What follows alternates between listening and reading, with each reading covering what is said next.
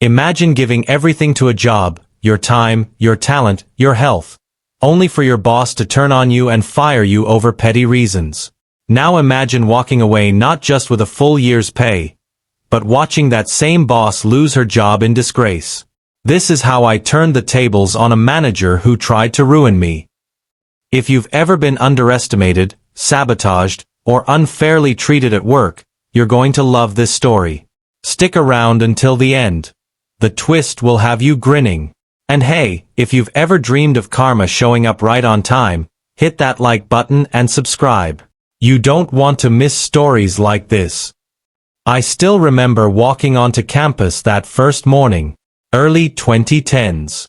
Back then, YouTube was still the Wild West. Universities were just waking up to the idea of online branding. I'd been hired as their very first content creator. The pay? $2,200 a month. Not much, but it felt like a foot in the door. They promised creative freedom, exciting projects. For someone who loved video, it sounded like a dream. The office smelled faintly of coffee and old computer dust. Beige walls, outdated Macs humming in the corner, a closet full of ancient cameras that could barely shoot in 720p. But I was excited. This was my chance to prove myself. On my second day, my manager, we'll call her Linda, dropped a bomb on my desk. She handed me a crisp sheet of paper with bold numbers at the top. "These," she said, smiling, "are your KPIs. Sound of paper flipping. 85 videos. 3 to 10 minutes each. In 52 weeks. Alone." I laughed at first.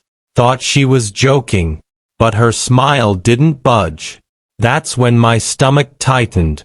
This wasn't just ambitious. It was impossible. Back then, video creation wasn't drag and drop. One person scripting, casting, shooting, editing, even composing original music, because they were too cheap to buy royalty-free tracks? It was a recipe for burnout. But Linda's voice was honey-sweet. Just do your best. Quality matters more than quantity. So I nodded. I wanted to believe her. I wanted this job to work. For the first month, she treated me like a star employee, complimented my ideas, bragged about me in meetings. But then one afternoon everything changed, over something as small as a cigarette. I'd been open about being a smoker. On break, I'd slip outside for a quick one. A coworker, eyes wide, warned me, "Linda hates smokers.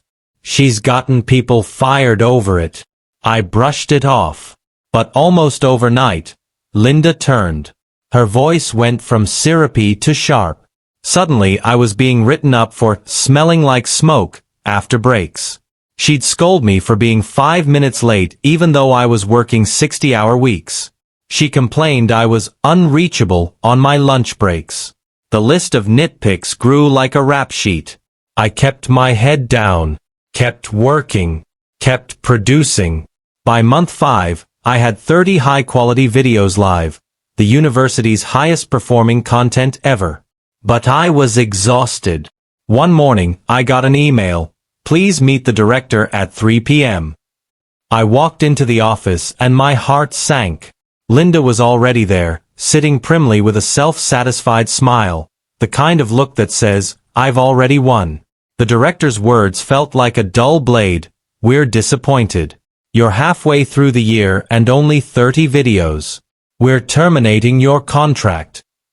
I pleaded, explained the hours, explained how Linda had said quality mattered more than quantity, reminded them of the record-breaking views. Linda snorted, literally snorted, and said, "We'll find a professional production house to finish your work." I saw the director glance at her oddly but still nodded. "Manager will get the job done," she said. That's when a light bulb went off. They thought firing me solved their problem. They had no idea I was holding the map. Part of my job had been maintaining a database of production houses for when we needed extra resources. Linda had 0 contacts in the industry. She'd be forced to rely on my list. So the night before I left, I opened the database. One by one, I scrambled the contact numbers and emails. All except one, a small but talented production house where a friend of mine, Mark, worked as a junior director. Then I called Mark. I laid it out. They're going to come knocking. I'll teach you exactly how to pitch. You'll land the contract. Your company pays me a standard finder's fee, 15%. We both win. Mark didn't hesitate. His general manager signed a contract that same week. 6 months of work. High six-figure payout. I gave them the playbook, every detail of what the university wanted, their style, their themes. When Linda and the director heard the pitch, they were floored. Signed on the spot. Production houses aren't cheap. Each video cost double or triple my monthly salary. But they had teams. Producers, gaffers, editors. They could churn out a video every 2 or 3 days. Within 4 months, they'd produced 50 videos, at a cost of over 10 times my annual salary. Meanwhile, 15% of that flowed quietly to me. 15 months of my old pay. Enough for a long Bali vacation and tuition at a respected film school overseas. I thought that was the end. I'd gotten even. But karma wasn't done. One morning in Bali, sipping coffee on the balcony, my phone buzzed. It was a coworker, the same one who'd warned me about Linda's hatred of smokers. Her voice was almost gleeful. Did you hear? Linda's been fired. I blinked. What? Why? She explained. The chancellor had gone ballistic.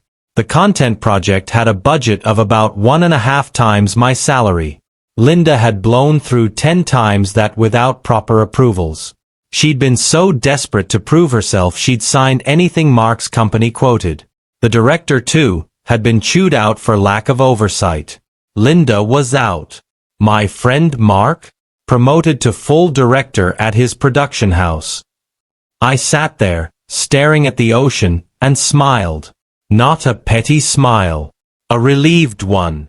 All those late nights. All that humiliation. Finally, justice. As I remember it now, I can still smell that old office, stale coffee and outdated tech. I can still feel the tremor in my hands when the director fired me. I can still hear Linda's snort echoing in my head. And I can still feel the warmth of that Bali sun as the text came in. Linda's been fired. It wasn't just revenge. It was vindication. In the end, Linda's cruelty and arrogance cost her everything. She tried to break me over a cigarette habit, but instead she handed me a golden ticket.